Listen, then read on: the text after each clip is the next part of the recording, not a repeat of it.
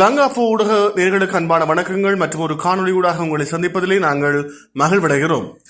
அமெரிக்க அதிபர் 2 நாட்கள் பயணமாக சீனாவுக்கு வந்திருக்கின்றார்.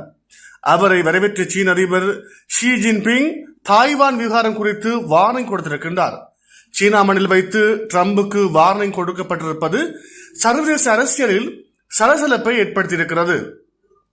தாய்வான் என்பது சீனாவுக்கு அண்மையில் இருக்கின்ற ஒரு குட்டி தீவு. அதை தனிநாடாக அங்குள்ள ஆட்சியாளர்கள் அறிவித்திருக்கின்றனர்.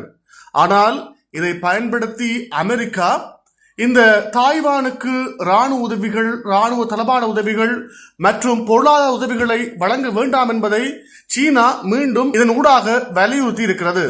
இந்நிலைமை இப்படி இருக்கையில் ட்ரம்புக்கு சீன அதிபர் வார்னிங் கொடுத்திருக்கின்றார்.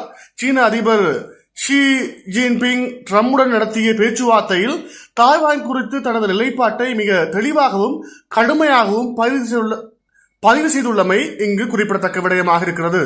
இதுபோன்ற காணொலிகளை தொடர்ச்சியாக நாங்கள் லங்காஃபோ ஊடகத்தினூடாக வழங்க காத்திருக்கிறோம். தொடர்ந்தும் லங்காஃபோ ஊடகத்தினூடாக இணைந்திருங்கள். நன்றி.